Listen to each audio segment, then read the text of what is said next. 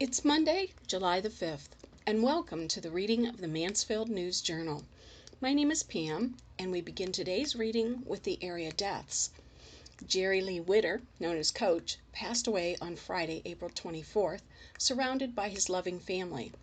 A celebration of life service will be held Sunday, July 12th at 3 p.m. at Pleasant Hill Golf Course in Perrysville. A time of fellowship will follow. Ronald Gene Irwin, known as Deacon, 75, of Lexington, Ohio, passed away Sunday, June 28th. A gathering of family and friends is scheduled for Tuesday, July 7th at 4 p.m. at 98 South Diamond Street, Mansfield, Ohio, 44902, with a memorial service to follow beginning at 5:30 p.m. Charlie Joseph Michael Heinrich, 69, passed away when his physical body stopped functioning due to cancer on July 1st. The family will greet friends during calling hours on Monday from 4 to 7 p.m. at the Hurley Chambers Funeral Home in Mansfield. A funeral mass will be held at 11 a.m. Tuesday at St. Peter's Catholic Church in Mansfield.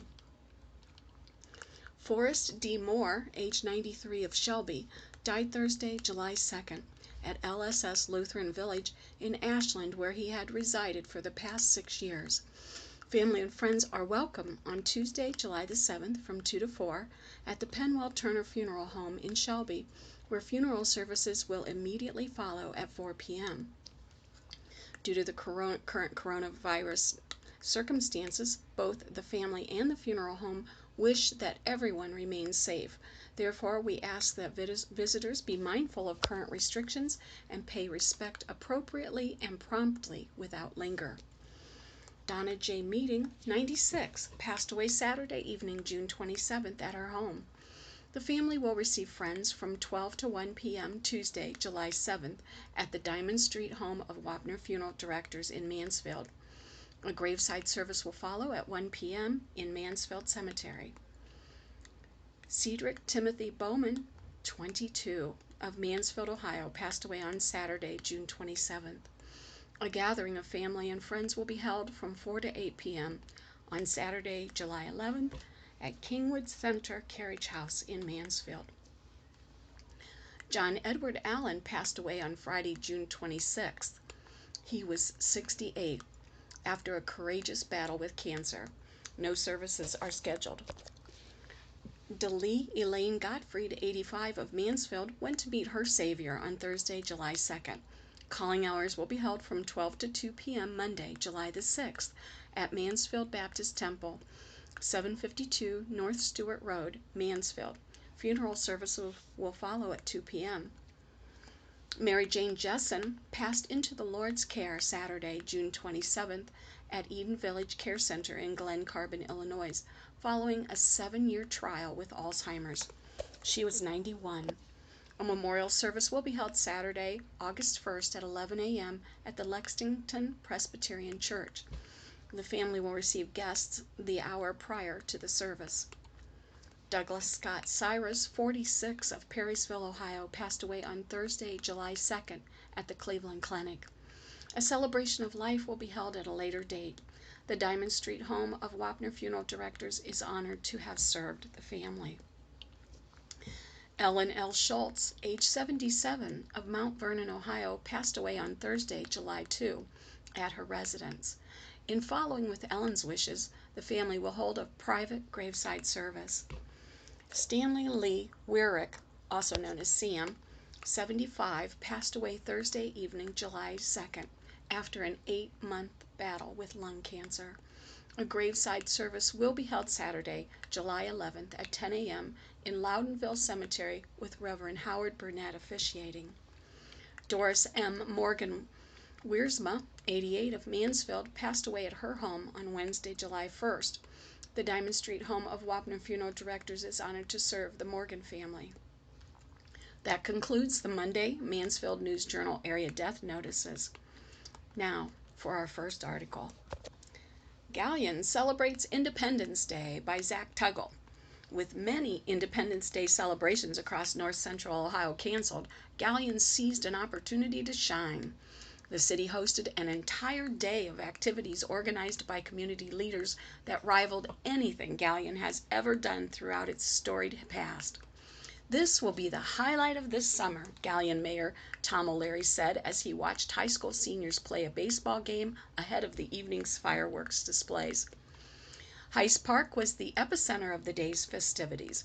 The street that runs through the park hosted a classic car show early in the day, along with several other events throughout the day. "They did a volleyball tournament this morning," said Matt Eckelberry, the city's communications director. "The highlight of the afternoon was baseball. After a 14 and under tournament, the field was stormed by high school seniors from Richland, Crawford, Marion, and Morrow counties.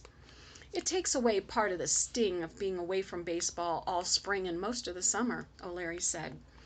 Teams were Richland and Morrow wearing east versus Crawford and Marion wearing west. Both sides of the field were packed with spectators. It was both the first and the last game of the year of the seniors during a year ruined by the COVID-19 scare that eliminated their final season. "It's a fraternity," O'Leary said as he surveyed the crowd. "These are almost all family members of the ball players and the coaching staffs." As the inning progressed, another crowd began to gather beyond right field. Among them were Zach and Crystal Eisnagel and the 11-year-old dog Maddie. "She does great with fireworks," Crystal said. It was the 8th year the couple attended the Galion fireworks. They met on December 12, 2012. "Every year we try to get as close as possible," Zach said. "We always try to get here and set up before everybody else." This year, they were there 3 hours before the fireworks began. They weren't going to take any chances since it was the only fireworks show they planned to watch this year. Once the lights of the baseball field were dimmed, the fireworks show began at about 10:10 p.m. The crowd cheered and as the grand finale came nearly a half an hour later. It was one of few fireworks shows in the area on the 4th of July this year. The price of the show was split between the city government and Experience Galion. "We split the price because there's a premium on the 4th," Eckelberry said. "That's why a lot of communities don't have them on the 4th. Well, this next article is titled "Haynes Receives Info Not to Co-Sleep with Her Child" by Mark Cotto. In Mansfield, Jamie Haynes went through a safe sleep assessment when she gave birth to Messiah Taylor, a hospital nurse said Friday. Haynes, 32 of Mansfield, is charged with involuntary manslaughter, reckless homicide, and endangering children in connection with Messiah's death on July 28.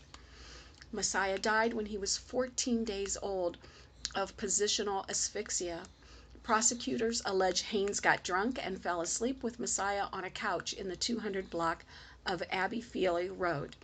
Kelly Payne testified on the 4th day of Haynes' trial before Richmond County Common Pleas Judge Brent Robinson. She has been the nurse manager for the postpartum unit of the obstetrics department at Ohio Health Mansfield Hospital for the past 4 years. She said her job is to help educate mothers. Payne said all women who give birth at Ohio Health receive verbal and written instructions on how to keep their babies safe. Posters on the walls of each room go over the ABCs of safe sleep. Babies should be alone, on their backs, and in a crib, the poster says. According to the educational materials, 3 babies in Ohio die each week while sleeping. Of those, 2 were sleeping with an adult on a couch, a bed, or a chair. Every time you do it, co-sleep, it increases the risk that something bad will happen, Payne told Assistant Prosecutor Olivia Boyer on direct examination.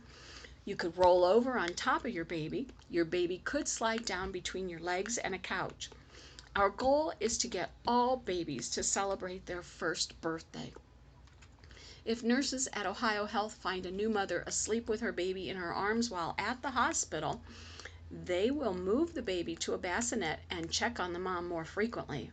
If parents can't afford a crib, a free one will be provided to them. The educational materials also advise mothers not to drink during pregnancy or after the birth of a child. In order to keep your child safe, you need to be aware of what's going on, Payne said. Prosecutors allege Haynes removed Messiah from a crib where he was safe and brought him downstairs to sleep with her on a couch after a celebratory cookout involving whiskey and beer. On cross-examination by defense attorney Sean Boone, Payne said she was not directly involved with Haynes' care while she was at Ohio Health. Boone also pointed out that a 44-page booklet on caring for babies devoted only a page and a half to safe sleeping. Payne said the booklet does not say co-sleeping is criminal when asked by the defense attorney. Co-sleeping, is not uncommon, is it? Boone asked.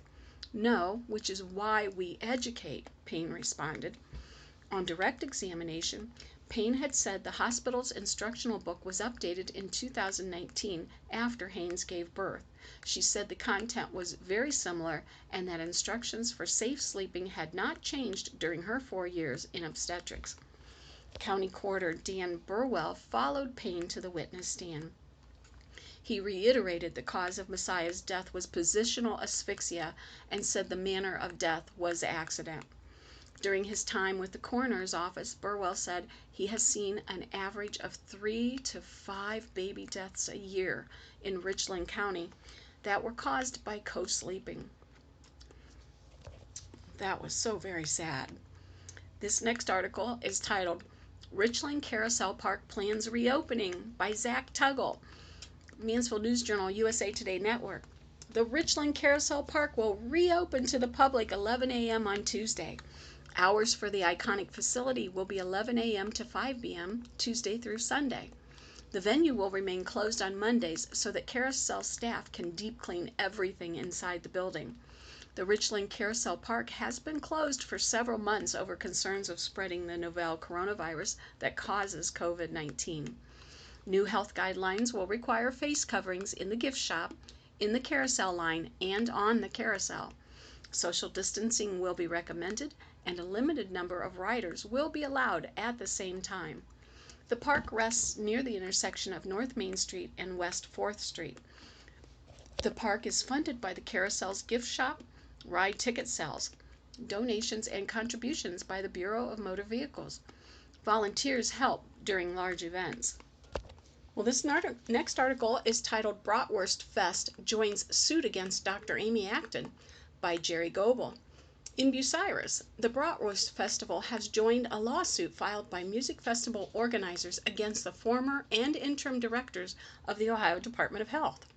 On June 24th, the Finney law firm announced that it had amended a complaint against Dr. Amy Acton and Lance Himes to add the Bucyrus Bratwurst Festival as an additional plaintiff. Until June 11th, Acton served as Ohio's health director, becoming a well-known national figure as she guided the state's response to the COVID-19 pandemic.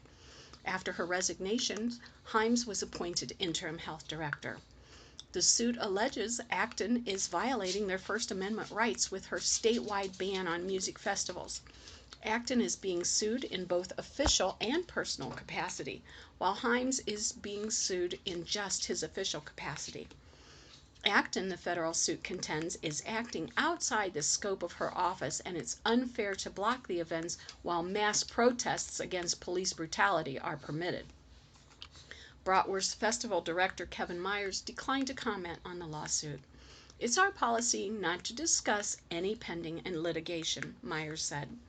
The other plaintiffs in the suit are the Bellwether Music Festival, LLC of Waynesville, ESK Presents, LLC, Project Live, LLC, which presents the Country Fest in North Lawrence, and Mark W. Miller, who the suit states plans to attend the Bellwether Festival.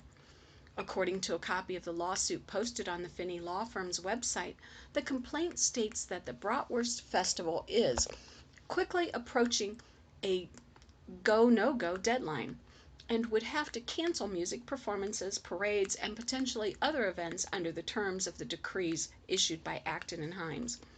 The suit states festival organizers have consulted with Crawford County Public Health as to whether this year's Bratwurst Festival will be able to go forward, and have been told the music performance and parades are not permitted due to the decrees and actions of Amy Acton and the continued enforcement or threat of enforcement of those decrees by Lance Himes. Several media photos showing thousands of people protesting in the streets of Ohio's major cities are included in the lawsuit's pages. "There is no difference," wrote attorney Kurt Hartman, a former Hamilton County Common Pleas Court judge who is running this November to return to the bench, "between a large crowd gathering in the downtown of a large Ohio city to hear speech from speakers versus a large crowd gathering at Renaissance Park or Clay's Park Resort or at other venues to hear speech in the form of music and other entertainment. Yet Amy Acton has, through her decrees and actions, explicitly allowed and condoned the former, while prohibiting outright the latter. Furthermore, Amy Acton has decreed and permitted amusement parks, including Kings Island and Cedar Point, to open and operate, wherein musical performances also take place and are allowed to occur." This next article is titled "Portion of Chester Avenue Renamed for Jordans" by Mark Cottle. Bishop Jerome Ross Sr. admitted he needed to have a difficult conversation with God. "I hate to say this, but when I get to heaven, I've got to ask God, why these two?" he said Friday. Ross was referring to Walter Jordan II, who passed away unexpectedly in January at age 51, and his father, Bishop Walter Jordan Sr., who died in 2012. Both served as pastor at Oasis of Love Church. Ross was one of the guest speakers at a celebration to rename a portion of Chester Avenue between Grant and Lydia Streets, the Walter Jordan Drive. The streets run next to Oasis of Love Church. Ross said he misses both men. "Every now and then they cross my mind," he said. "I ask how they're doing. I'm waiting for an answer back." More than 100 people braved a blistering sun and temperatures in the mid-90s to attend the dedication. Many wore light-colored clothing to reflect the heat, while some had umbrellas. Cars lined up around the block for the celebration, with some people staying in their vehicles to enjoy air conditioning. In March, Mansfield City Council voted unanimously to honor the pastors with the street dedication. The younger Jordan served as pastor of the North End Church for 15 years and as administrator and youth pastor for 12. In recent years, Jordan founded Oasis Charities, started a prison ministry program, and held annual summer block parties where school supplies and backpacks were given out. His father was the pastor at Oasis of Love for more than 4 decades. Bishop William Morris Jr. of Shiloh Baptist Church also shared his thoughts with the crowd. He said, "There are 2 types of people. There are those people who read history, and then you have people who make history," Morris said. "We're here because of 2 people who made history. They made history in the city that they grew up in." Pastor Raymond Cochran Jr. of Oasis of Love approved of the large turnout. "This is special," he said as he looked around. "As a community, it's inspirational." Cochran called the Jordans 2 pillars, 2 champions in the city. Mayor Tim Thaker and several council members were on hand Friday. Thaker read a proclamation declaring July 3rd as Walter Jordan Day.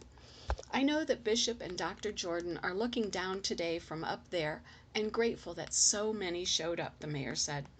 Thaker said the Jordans served Mansfield for more than 55 years combined. "Both are renowned far beyond the confines of this community," he said. Councilman Alamar Davenport and community leader Jerron Tate approached Shirley Jordan, the wife and mother of the 2 men, with the idea for the street dedication. Well, she quickly said yes. The Walter Jordan Drive sign is adorned with praying hands and a cross. "For me, it's a legacy," Davenport said. "It will give us the opportunity to continue the legacy of Bishop and Dr. Jordan." The loudest cheers were reserved for Shirley Jordan, who got the crowd excited. "Without her, we're not here," Davenport said. The family matriarch seemed in good spirits as she addressed those who loved her son and her husband. "I have precious memories. How they linger," she said. "Is there anything too hard for God?" She asked the DJ to play Celebration by Kool and the Gang before Pastor Aaron Williams delivered the closing benediction. Our next article, "Shelby Aces Lift East over West in Farewell Game" by Zachary Holden. In Galion, Blaze Caudle didn't look like a pitcher or a hitter. who hadn't played an actual baseball game in more than 13 months. That was back in districts up in Sandusky when the reigning Mansfield News-Journal Pitcher of the Year was a junior for Shelby. Now, with the spring season lost due to the COVID-19 pandemic, Caudell had one final chance to don a Whippet's cap on the diamond alongside a few of his teammates and some new faces in the Galion Graders farewell game honoring area seniors. Caudell took the mound for the East, Richland County and Mount Gilead, and looked as if the shutdown didn't even faze him. I haven't played since we had an inter-squad scrimmage in high school, but I never took a day off, Caudell said. From the weight room to the cage, baseball is my life. Going off to college, I had to get ready for that, so that's how I prepared.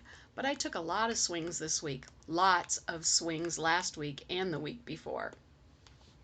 Caudell went 4 scoreless innings for the East, striking out 5 in the process. The standout inning came in the bottom of the second when he tossed his way out of a bases-loaded jam with 1 out, striking out back-to-back batters. He also went 3 for 3 at the plate with 2 runs batted in, 2 stolen bases, and a walk-in route to earning the MVP honors of the night. I didn't expect to be able to control my nerves coming in here, and with college questionable due to everything going on, not knowing if this is my last game, even though I plan on still going to college, Caudell said. Once I controlled the nerves, I just had fun with the guys. I don't have words to explain it. To come out here with my teammates that came out, I just feel great about it, and I'm honored to play with those guys one last time before I go to college. It means a lot. Caudell's Shelby teammates Carter Smith and Evan Bogner rounded out a lethal 1-2-3 punch sent out on the mound by the East to keep the West, Crawford County and Northmore, at bay. The East took a 3-0 lead in the second thanks to an RBI double from the Mansfield senior Austin Kreider. Then Caudell's 2 RBI dinger to deep center field that rolled up to the fence, which marked the end of Bucyrus Trevor Lay's time on the bump for the West. With Smith on the mound in the 5th, Colonel Crawford's Trevin Fairchild belted a 2 RBI single, scoring teammate Dalen Valiette and Winford Seth's Benedict to pull the West within 1 run. A monstrous 6-run 6th saw Caudell, Bogner, Smith, and fellow Whippet Austin Gray score and fellow Whippet Austin Gray score, along with Mount Gilead's Matt Exline and Madison Lance Heinberger. The West couldn't muster much offense against the talented trio from Shelby, despite making solid contact with the ball. Fairchild came into pitch in the 7th and kept the score at 9-2 before Tiffin-bound Eagle teammate Gavin Feichner came up in the 8th and sat down the East in the quickest half inning of the game. Kreider came out for the West in what would go on to be the bottom of the 8th and final inning due to the fireworks scheduled for just after 10 p.m., and he managed 2 outs before Logan Niswander stepped up, needing just 1 out.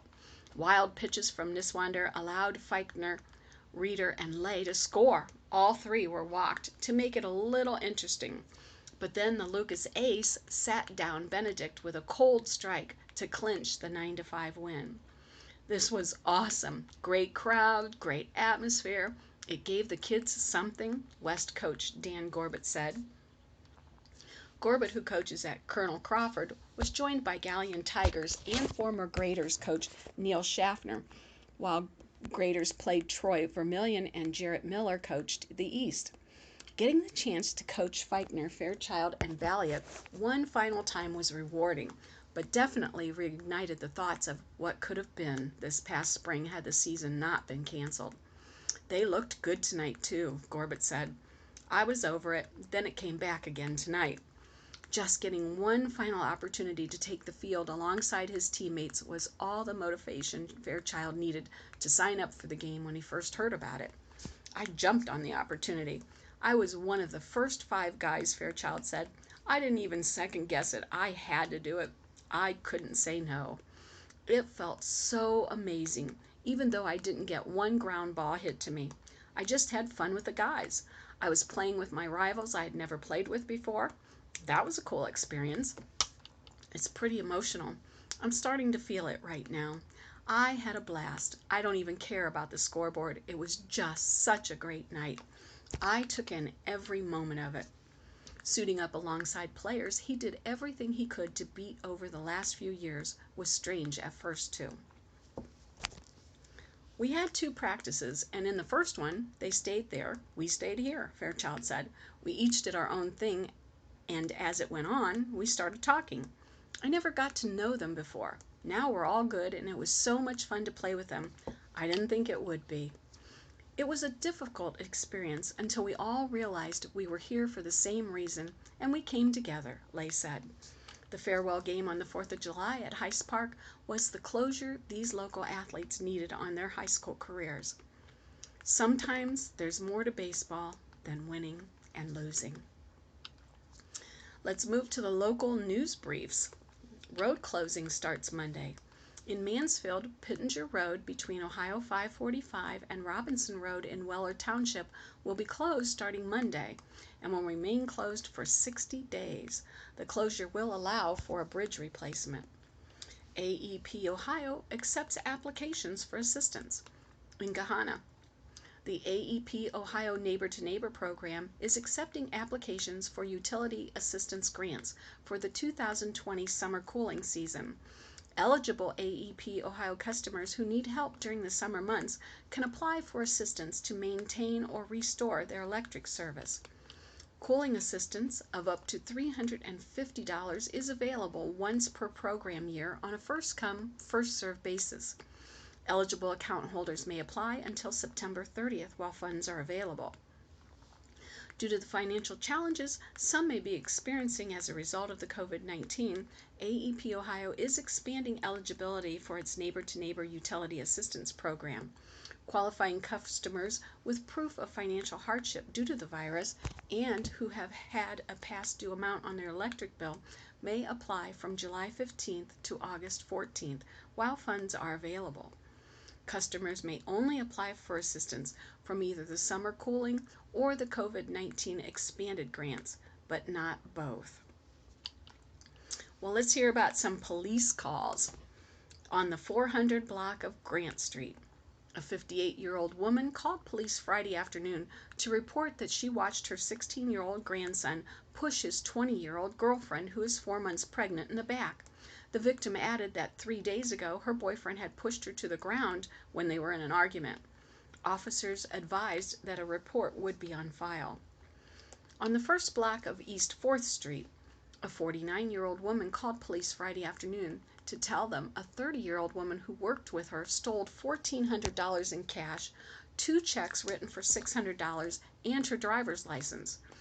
The woman's employer let officers view surveillance videos but could not provide a copy at the time. The video showed the suspect walking away from the building with something in her hands. Officers are investigating. On the 600 block of King Street, a 42-year-old woman who works as a property manager called police Friday afternoon to report that a 20-year-old man who was applying to live at one of the company's units had paid a $20 application fee, but then became irate at the terms of the agreement, so he threw a brick into a window as he was leaving. Officers contacted the man, who agreed that he became upset but denied throwing the brick. Once police reviewed video surveillance, they issued the man a summons to appear in court. Well, friends, this concludes the reading of the Mansfield News Journal for Monday, July 6th. I ask that you forgive me for the frog in my throat. It must have been a hairball. Please, this is PM saying please stay in if you can, be safe, be blessed, and make it a great day.